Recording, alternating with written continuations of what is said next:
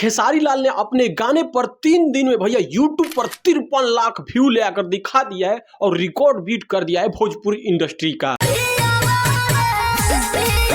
तो जे भी ट्रेंडिंग स्टार हिट मशीन के भैया फैन हो, जे वीडियो देखो तो जे गाना सुनो तो खेसारी के, छोट से लेके बड़ा तक वीडियो के एगो लाइक और शेयर जरूर करिएगा, क्योंकि इतिहास में ऐसी पहली बार हुआ है कि 3 गाना खेसारी लाल यादव का यूट्यूब पर ब्लॉकबस्टर हो गया है और पूरा बिहार में धमाल मचाए हुए हैं।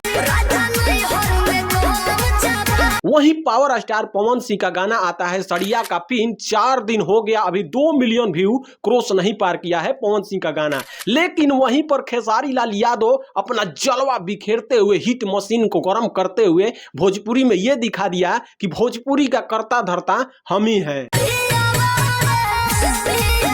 आने वाला दिन में पावर स्टार पवन सिंह का बहुत ही बड़ा गाना भोजपुरी इंडस्ट्री में आ रहा है, काला ओढ़नी, और इसका टीजर भैया साउथ इंडस्ट्री के जैसा है। लेकिन अपना खेसारी भैया भोजपुरी में किसी भी कलाकार से कम थोड़ी ना है। यकीन ना आए तो ओढ़नी को हाथ लगा के देख। अब भोजपुरी में भैया 1 साल में ऐसा ऐसा चीज दिखने को मिलेगा कि भैया आप उम्मीद नहीं रखे होंगे कि भोजपुरी के कलाकार ऐसा भी कर सकते हैं। खेसारी का डांस आएगा, पावर स्टार पवन सिंह का काला ओढ़नी आएगा, ऐसा ऐसा अखंड लेवल के साउथ इंडस्ट्री के जैसा गाना आएगा। लेकिन खेसारी लाल यादव का 3 गाना ब्लॉकबस्टर हो गया भैया, 10 मिलियन से ऊपर एबव क्रॉस कर दिए हैं अपने गाने पर व्यू खेसारी लाल। बिहार में अगर देखा जाता है कि कॉमेडियन अंदाज में खेसारी लाल यादव जो भी गाना लाए हैं, टेंगे टेंगे लाए हैं, तो भैया चला है। वैसे ही लेकर आए हैं कलम चबा गई भैया, वही अंदाज में खेसारी के ई गाना बा। लेकिन भैया ई गाना अपन रंग दिखा दिल बा, अपन जादू दिखा दिल बा, आ पावर दिखा दिल बा कि का होखेला ट्रेंडिंग स्टार के पावर,